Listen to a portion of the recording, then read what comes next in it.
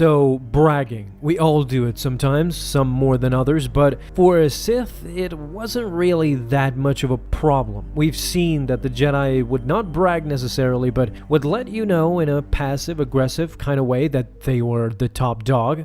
Take a seat, young Skywalker. The Sith, though, they not only would brag, but would boast to the extremes, sometimes over-evaluating themselves. That's why Palpatine's overconfidence was his weakness, according to Luke. Well, here's an instance where Palpatine was trying to explain to Vader what happened behind the scenes while he was building this empire. He told the guards to leave. Now, it was time for Vader to fully understand. He went on to tell Vader that a long time ago there were many Sith. They waged war against the Jedi for years, and they lost because they couldn't stop warring each other. Their greed was too much. Then they went into the shadows for a millennia. According to Sidious, the dark side was too powerful, not for the weak, only for the Sith and their order. One apprentice, one master, and no more. And it went like this for generations. Generations leading to him,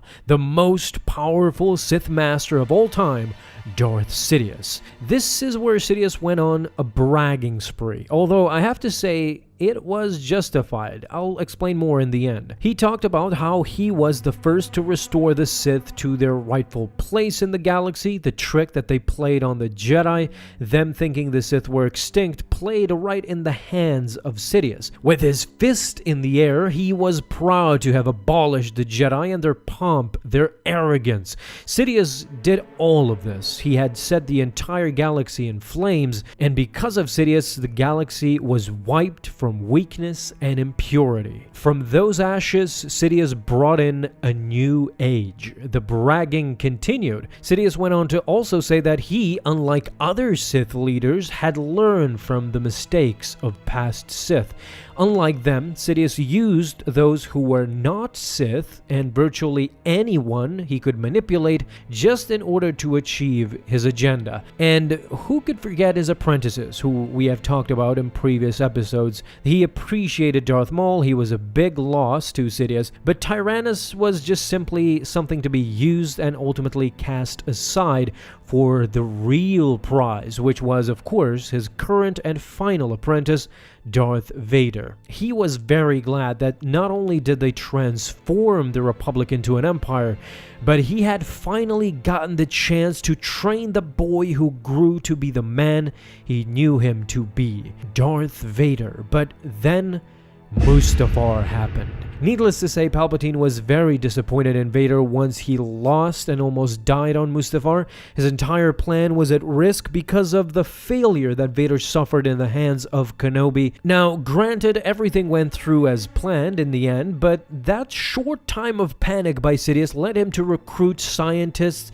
such as Silo, and trying different backups if Vader didn't make it through his operation. Honestly, even though he delivered bad news to Vader that his wife died during that time, I understand why he was smiling. He knew that the original plan was back on track, baby. He got his empire, and now he got his apprentice back too. Although, maybe not the one he really imagined. To me, honestly, all this high talk and what can be called as humble bragging by Sidious is ultimately justified, man. You cannot underestimate what he did. Love him or hate him, his plans were deadly, so pragmatic. He changed eras. He changed an entire galaxy. That's absolutely insane if you think about it. And here's another reason he's justified. Everything he said was correct. It's true. He really did all of that and didn't even skip a beat.